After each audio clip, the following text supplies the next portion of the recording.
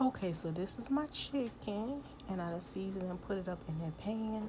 And remember I said I was putting it in a canner? Yes, that's what we gonna do. I already added the water to it, and I am going to add my top.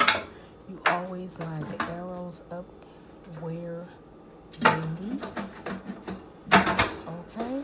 Make sure you always read your instructions and operate safely. I am using a gas stove. What I'm going to do is go ahead and turn my heat up, and I am going to let it vent.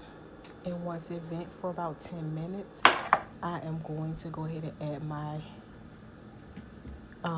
weight to it. And I'm gonna let mine pressure can for about 90 minutes. So I did have 4 leg quarters left over, and I am going to use my seasonings, and you do what you want to your chicken, as you can see.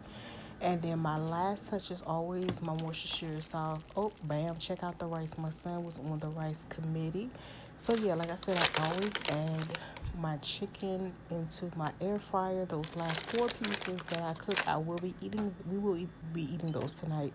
So I have my little Worcestershire or whatever you want to call it, and then I'm going to add my liquid smoke because that always sets it off. I did add a little bit too much, but we gonna make that thing work. I'm gonna put it in the air fryer, maybe about 370, I think, for about 25 minutes. If you need more time, do that. As you can see, I'm back to my venting. I'm flip flopping, and I'm gonna, oh yeah, second tape. We're gonna put that up there, and we're gonna let it vent to about, um you always check your altitude to see how much you need to let it work.